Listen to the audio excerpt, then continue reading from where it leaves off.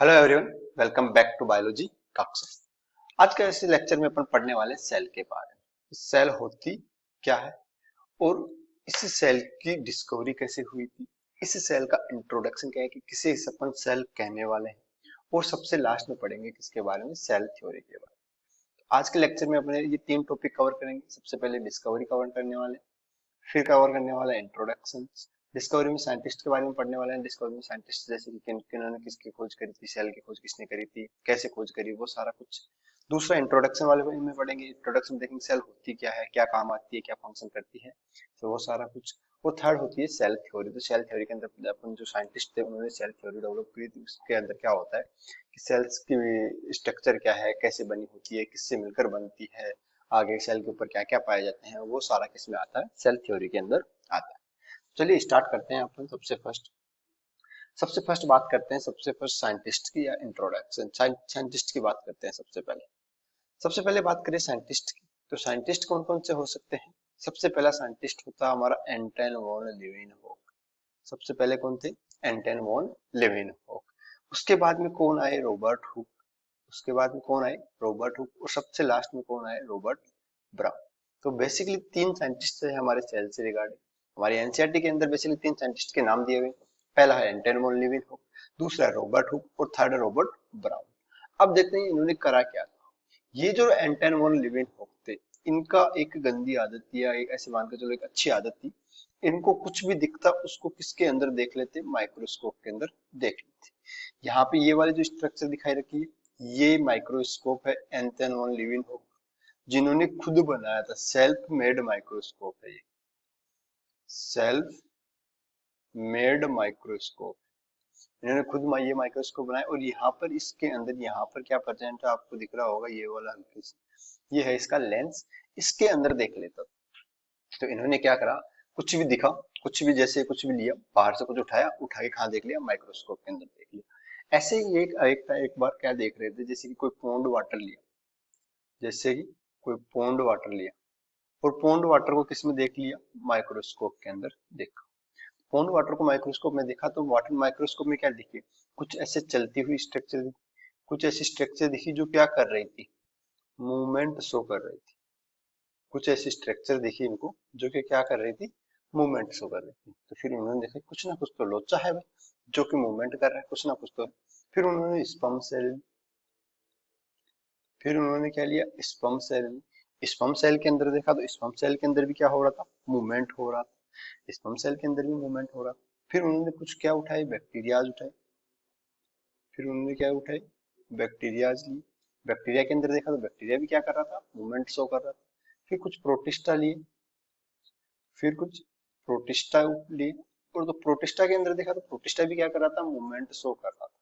तब इनको कुछ ऐसा लगा कि कोई ना कोई ऐसी स्ट्रक्चर है हमारे पास में जो मूवमेंट शो कर रही है। और मूवमेंट कौन करता है, मूवमेंट करते हैं एनिमल। प्लांट्स कभी मूवमेंट नहीं करते। तो इन्होंने कहा कि कोई एनिमल के समान एक स्ट्रक्चर है जो क्या कर रही है, मूवमेंट कर रही है। और उसका नाम रख दिया गया एनिमल क्यूल। उसका नाम क्या रख दिया गया, एनिमल क्यूल। इन्होंने क्या करा, इन्होंने करा पौंड वाटर वगैरह अलग अलग सैंपल लिए। उन सभी सैंपल को माइक्रोस्कोप में देखा। माइक्रोस्कोप में देखा तो क्या दिखा इनको, कि कोई ऐसी स्ट्रक्चर है जो मूवमेंट शो कर रही है। अब वो ऐसी स्ट्रक्चर है क्या, इनको कुछ आइडिया नहीं था कि क्या है जो मूवमेंट शो कर रही है। इन्होंने देखा कि प्लांट मूवमेंट करते हैं तो ये भी मूवमेंट कर रही है, तो सॉरी एनिमल मूवमेंट करते हैं तो ये भी हमारे पास मूवमेंट कर रही है। तो ऐसी कोई स्ट्रक्चर है जो एनिमल के समान है, जो कि मूवमेंट शो कर रही है, उसको नाम दे दिया गया क्या, एनिमल क्यों। क्लियर। उसके बाद में साइंटिस्ट आए रॉबर्ट हुक। रॉबर्ट हुक ने क्या करा, रॉबर्ट हुक ने प्लांट के ऊपर स्टडी करी। रॉबर्ट हुक ने क्या करा, प्लांट के ऊपर स्टडी करी। और प्लांट की जो कोर्क सेल होती है, कोर्क सेल, कोर्क सेल का मीनिंग हो गया बाहरी जो छाल होती है प्लांट की, उस छाल के बारे, छाल की स्टडी करी इन्होंने। छाल क्या है, एक तरह से डेथ सेल। छाल क्या है, डेथ टिश्यू। तो जब इन्होंने इस कोर्क सेल को माइक्रोस्कोप के अंदर देखा तो इनको कुछ ऐसे स्ट्रक्चर दिखाई दी। जब इन्होंने इस कोर्क को कहां पर देखा, माइक्रोस्कोप के अंदर देखा, तो माइक्रोस्कोप के अंदर कुछ ऐसी स्ट्रक्चर दिखाई दी जिसको क्या हुआ, हल्के हल्के पोर प्रेजेंट थे इसके अंदर, जैसे मधुमक्खी का छत्ता होता है वैसे इनको स्ट्रक्चर दिखाई दी। उस स्ट्रक्चर को नाम दिया गया सेला। उस स्ट्रक्चर को नाम दिया गया सेला। सेला क्या है? एक लैटिन वर्ड। सेला क्या है? एक लैटिन वर्ड है जिसका मीनिंग होता है पोर्स। इसका मीनिंग क्या होता है? पोर्स। तो इसके नाम दिया गया सेला। क्लियर? इन्होंने कहा कि कोई स्ट्रक्चर है एक ऐसी जो जिसके चार जिसमें क्या है, छोटे छोटे पोर्स प्रेजेंट है, तो नाम क्या दे दिया गया? सेला। इस सेला से ही बाद में क्या पड़ा हमारे नाम? सेल पड़ा। इस सेला से क्या नाम पड़ा बाद में? सेल पड़ा। अब यहाँ से आपसे क्वेश्चन अगर पूछा जाता है, अगर आपसे यहाँ से क्वेश्चन पूछा जाता है तो वो पूछा जाएगा कि डिस्कवरी करी है। अगर पूछा जाए लिविंग सेल की डिस्कवरी किसने करी, लिविंग कहाँ है? कोर्क सेल तो क्या है? डेथ है, क्योंकि कोर्क सेल कैसी होती है? Death cell. बात करें लिविंग की, लिविंग कौन से है? Pond water. पॉन्ड वाटर के अंदर क्या दिखे होंगे? इसको बैक्टीरिया दिखे होंगे। स्पर्म क्या है? लिविंग है। प्रोटिस्टा क्या है? लिविंग है। अगर क्वेश्चन आता है कि लिविंग सेल की डिस्कवरी किसने करी, तो लिविंग सेल की डिस्कवरी करी थी एंटन वॉन लीवेनहॉक ने, लिविंग सेल की डिस्कवरी। और अगर क्वेश्चन आता है डेड सेल की डिस्कवरी, तो डेड सेल की डिस्कवरी किसने करी? Robert Hooke. डेड सेल की डिस्कवरी किसने करी थी? रॉबर्ट हुक ने। क्लियर हुआ? रॉबर्ट हुक ने क्लियर हुआ। हमारे एनसीईआरटी के अंदर दो ही नाम दिए हुए, एंटन वॉन लीवेनहॉक का। एंटन वॉन लीवेनहॉक ने क्या करा है? लिविंग सेल की डिस्कवरी करी है। दूसरा है रॉबर्ट हुक। रॉबर्ट हुक ने क्या करी है? डेड सेल की डिस्कवरी करी। ऐसे याद ना आ रहे तो इसके नाम में क्या आ रहा है? लिवेन आ रहा है। इसके नाम में क्या आ रहा है? लिवेन आ रहा है। और लिवेन का मीनिंग क्या हो गया? Living cells. यहाँ पे रॉबर्ट हुक है, बचा दूसरा, तो उसका नाम क्या हो जाएगा? डेड सेल की डिस्कवरी। थर्ड साइंटिस्ट थे रॉबर्ट ब्राउन। रॉबर्ट ब्राउन ने क्या करा? एक सेल लिया।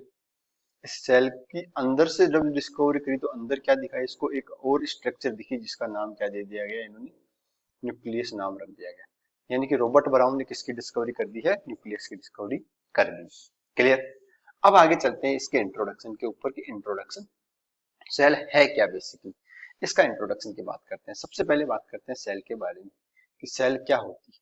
सेल क्या है? एक मास है। किसका मास है? साइटोप्लाज्म का मास है। यानी कि एक ऐसी छोटी सा मास है जो किसका छोटा सा मास है? साइटोप्लाज्म का मास है, जो कि क्या है? एक बाउंड, एक मेम्ब्रेन के द्वारा घिरा हुआ रहता है। एक मेम्ब्रेन के द्वारा वो घिरा हुआ रहता है, बाउंड रहता है। किसके द्वारा? एक एक्सटर्नल मेम्ब्रेन के द्वारा। एक एक्सटर्नल मेम्ब्रेन के द्वारा बाउंडेड रहता है, घिरा हुआ रहता है। उसे क्या कहते हैं? अपन सेल कहते हैं। जैसे कैसे कि एक कोई है साइटोप्लाज्म का मास है, ऐसे ऐसे कोई साइटोप्लाज्म का मास पड़ा हुआ। इस साइटोप्लाज्म के मास के चारों ओर, इससे साइटोप्लाज्म के मास के चारों ओर क्या प्रेजेंट है? हल्की हल्की सी ऐसी मेम्ब्रेन प्रेजेंट। इस साइटोप्लाज्म के चारों ओर क्या प्रेजेंट है? Membrane present. तो इस मेम्ब्रेन को कहा करंट में क्या कहा जाता है? प्लाज्मा मेम्ब्रेन या सेल मेम्ब्रेन। इस मेम्ब्रेन को क्या कहा जाता है? प्लाज्मा मेम्ब्रेन, प्लाज्मा मेम्ब्रेन या सेल मेम्ब्रेन कहा जाता है। क्लियर? सेल की साइज क्या होती है? एक माइक्रोस्कोपिक होती है, बहुत छोटी साइज होती है सेल की। दूसरा क्या कहते हैं? सेल को कहा जाता है structural and functional unit of life कहा जाता है।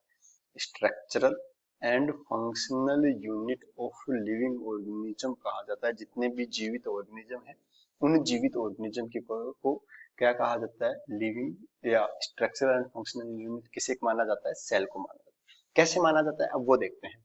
जैसे कि देखो, हमारे पास क्या है? एक सिंगल सेल। ये सिंगल सेल क्या है? जाइगोट है।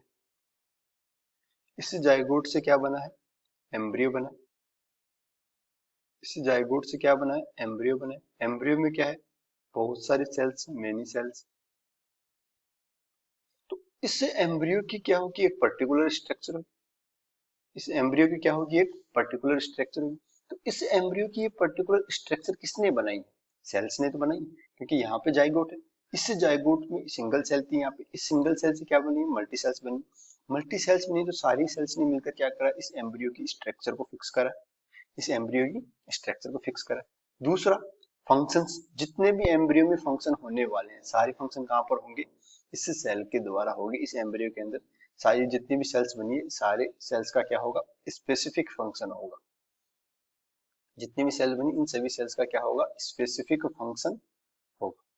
अब स्पेसिफिक फंक्शन होगा यानी कि जितना भी काम हो रहा है वो किसके अंदर हो रहा है, सेल के अंदर हो रहा है। जितनी भी स्ट्रक्चर बन रही है वो किसके द्वारा बन रही है, सेल के द्वारा बन रही है। इसलिए इसको क्या कहा जाता है, structural and functional unit of life कहा जाता है। क्लियर, क्लियर हो। अब आगे चलते हैं, इसके नंबर के बेस पे, यानी कि एक ऑर्गेनिज्म में कितनी सेल है उसके बेसिस पर अपन दो ग्रुप में डिवाइड कर सकते हैं। जितने भी ऑर्गेनिज्म है सभी ऑर्गेनिज्म को दो ग्रुप में डिवाइड कर सकते हैं। सबसे पहला होता है सिंगल सेल ऑर्गेनिज्म और दूसरे होते हैं मल्टी सेलुलर ऑर्गेनिज्म। एक होता है सिंगल सेल ऑर्गेनिज्म, सिंगल का मतलब एक होगा, और सेल ऑर्गेनिज्म यानी एक सेल होगा एक ऑर्गेनिज्म के अंदर, तो वो क्या कहलाएंगे, सिंगल सेल ऑर्गेनिज्म कहलाएंगे।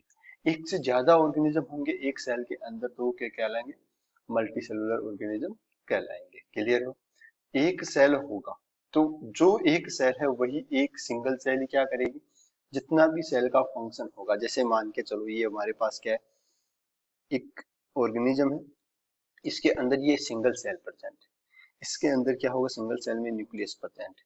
तो जितना भी फंक्शन होगा, जितना भी फंक्शन होगा वो सारा फंक्शन कौन करने वाली है, ये सिंगल सेल करने वाली है। जैसे कि अगर रिप्रोडक्शन करवाना है तो भी ये सेल करेगी, रेस्पिरेशन करवाना है तो भी यही सेल करेगी, अगर डाइजेशन करवाना है तो भी यही सेल करेगी, अगर डिवाइजेशन होना है, डिवीजन करवाना है तो भी क्या करेगी, यही सेल करेगी। अगर डिवीजन होना है तो भी क्या करने वाली है, यही सेल करने वाली है।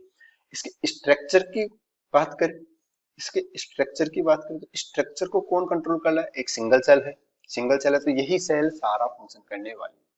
जबकि मल्टी सेलुलर ऑर्गेनिज्म में ऐसा नहीं होता। मल्टी सेलुलर ऑर्गेनिज्म में क्या होता है, जैसे ये एक ऑर्गेनिज्म है, इसमें क्या होते हैं, छोटी छोटी सी ऐसी सेल्स प्रेजेंट होती है बहुत सारी, इससे छोटी छोटी बहुत सारी सेल्स होगी। इसमें क्या होगा, ये जो सेल है ये स्पेसिफिक फंक्शन कर रही है कुछ, ये कुछ सेल हो गई वो स्पेसिफिक फंक्शन कर रही है, जैसे कि मान लीजिए ये रेस्पिरेशन में हेल्प कर रही है, जैसे ये दूसरी वाली सेल है ये रिप्रोडक्शन करवा रही है, ये वाली सेल्स है ये डाइजेशन करवा रही है,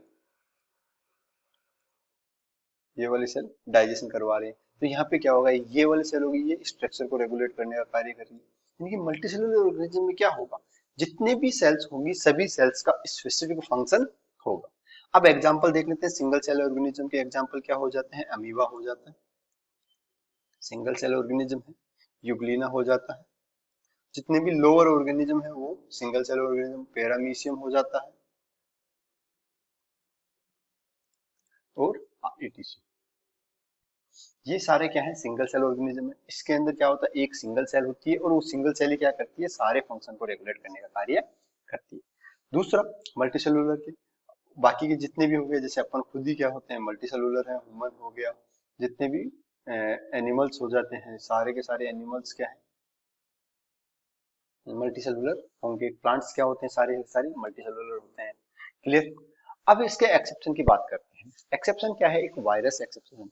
वायरस को एक्सेप्शन क्यों माना गया है, एक्सेप्शन का मीनिंग अपवाद हो गया, तो वायरस को एक्सेप्शन क्यों माना गया, क्योंकि जो ये वायरस होता है वो किससे मिलके बना होता है, ये मिलके बना होता है केवल और केवल आरएनए या डीएनए, यदि ऐसे मान के चलो जेनेटिक मटेरियल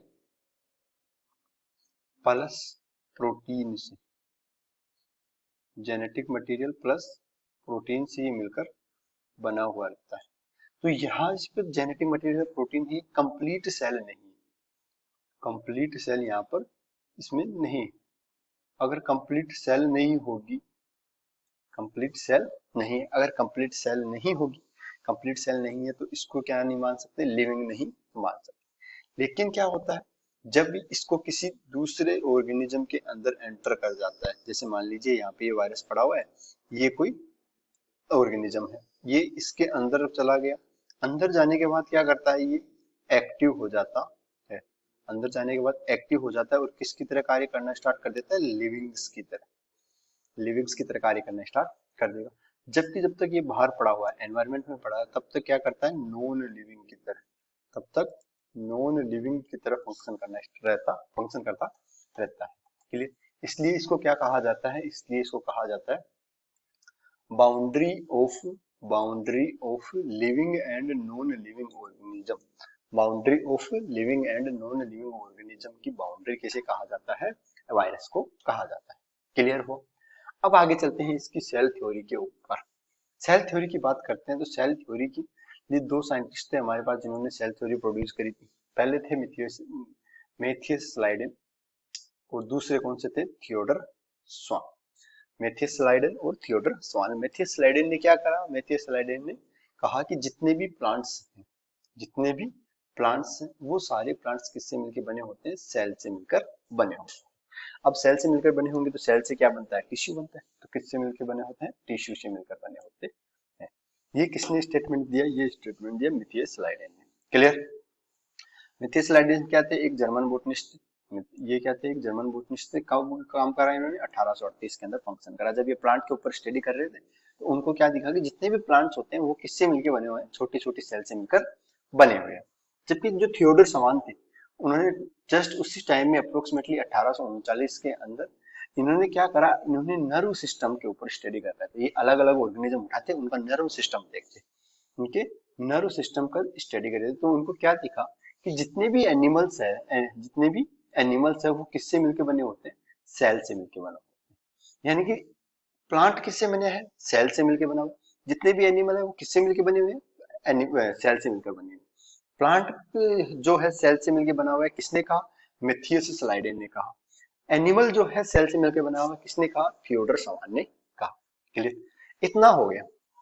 अब इन्होंने क्या करा? स्वान साहब ने देखा कि जो एनिमल है एनिमल किससे मिलकर बने हैं? सेल से मिलकर बने। तो इनकी जो सेल है उस सेल के ऊपर क्या प्रेजेंट है? एक छोटी सी आउटर लेयर प्रेजेंट होती है। एक सेल है, जैसे कि ये सेल है, इस सेल के चारों तरफ क्या होती है? एक छोटी सी थिन सी आउटर लेयर प्रेजेंट होती है। इस आउटर लेयर का नाम दिया गया प्लाज्मा मेम्ब्रेन। अगर क्वेश्चन आता है प्लाज्मा मेम्ब्रेन किसने डिस्कवरी करी तो वो कौन होगा? थियोडर स्वान। इन्होंने कहा, इसका नाम रख दिया क्या? Plasma membrane. Plasma membrane. Clear? साथ ही साथ इन्होंने क्या करा कि एक प्लांट सेल की स्टडी करी और प्लांट सेल की स्टडी करने के बाद पता चला कि प्लांट के बाहर की ओर एक और एक्स्ट्रा स्ट्रक्चर होती है। प्लांट के बाहर की ओर एक और एक्स्ट्रा स्ट्रक्चर होती है जिसे कहा जाता है सेल वॉल।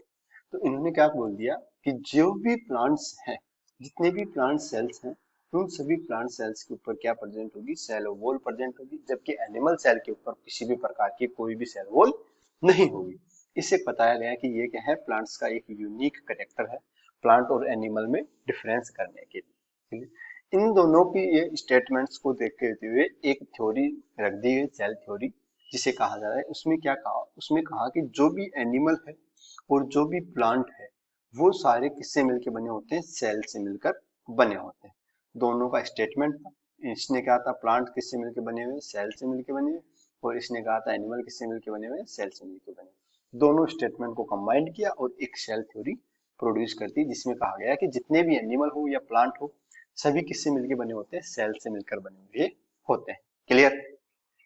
लेकिन जो स्लाइडन और स्वान साहब थे, इन्होंने ये बताने में एक्सप्लेन नहीं हुए कि जो नई सेल बन रही है, इन्होंने ये तो कह दिया कि हाँ भाई सही बात है इनकी कि प्लांट जो है वो सेल से मिलकर बना हुआ, एनिमल जो है वो सेल से मिलकर बना हुआ।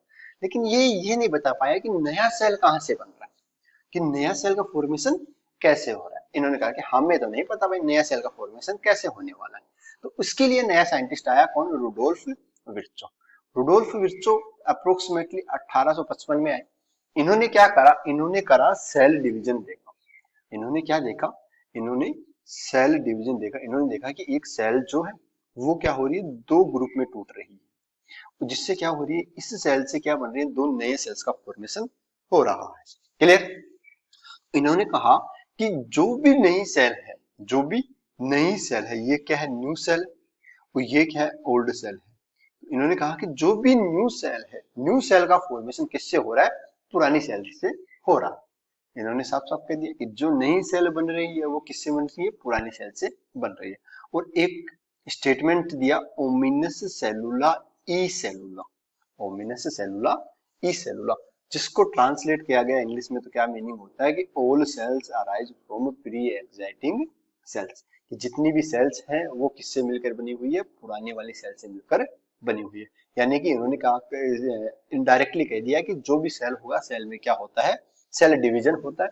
सेल डिवीजन से दो नई सेल का फॉर्मेशन होता है। क्लियर। तो इन्होंने जैसे स्टेटमेंट दिया तो सेल थ्योरी के अंदर क्या हो गया, मॉडिफिकेशन हो गया। तो मॉडिफाइड सेल थ्योरी क्या हो गई, मॉडिफाइड सेल थ्योरी में हो गए तीन स्टेटमेंट आ गए बेसिकली। पहला स्टेटमेंट कि जितने भी लिविंग ऑर्गेनिज्म है वो किससे मिलकर बने होते हैं, सेल से मिलकर बने होते हैं। दूसरा, ऑल जितनी भी सेल्स होती है वो किससे मिलकर बनी होती है, प्री एग्जाइटिंग सेल से, पुराने सेल से मिलकर बनी होती है। और थर्ड क्या हो गया, सेल्स क्या है, एक fundamental structural and functional unit of living organism. Cells क्या है, fundamental, functional and structural unit of living organism. Living organism की ये सबसे स्मॉलेस्ट यूनिट होती है। क्लियर हो। ये हुआ हमारी सेल थ्योरी। तीन साइंटिस्ट आए, पहले कौन से थे, स्लाइडेन साहब, फिर आए थे स्वान साहब, फिर आए कौन से, रुडोल्फ विर्चो साहब। स्लाइडेन साहब ने क्या कहा, स्लाइडेन साहब ने कहा कि जितने भी प्लांट्स हैं, सारे के सारे प्लांट किससे मिलकर बने होते हैं, सेल से मिलकर बने होते हैं। उसके बाद में स्वान साहब ने कहा जितने भी एनिमल हैं, आपने तो प्लांट के बारे में बता दिया, मैं भी बता देता हूँ कि जितने भी एनिमल हैं, सारे एनिमल किससे मिलकर बने होते हैं, सेल से मिलकर बने होते हैं। इन्होंने एक्स्ट्रा और काम करा, एक्स्ट्रा काम करके क्या कहा कि जितने भी एनिमल्स हैं, उन एनिमल्स के बाहर एक छोटी सी पतली सी लेयर होती है, उसे कहा जाता है प्लाज्मा मेम्ब्रेन। और जितने भी प्लांट्स हैं, उन प्लांट्स के बाहर एक रिजिड स्ट्रक्चर होती है जिसे कहा जाता है सेल वॉल, जो कि क्या है, प्लांट्स का एक यूनिक कैरेक्टर होता है।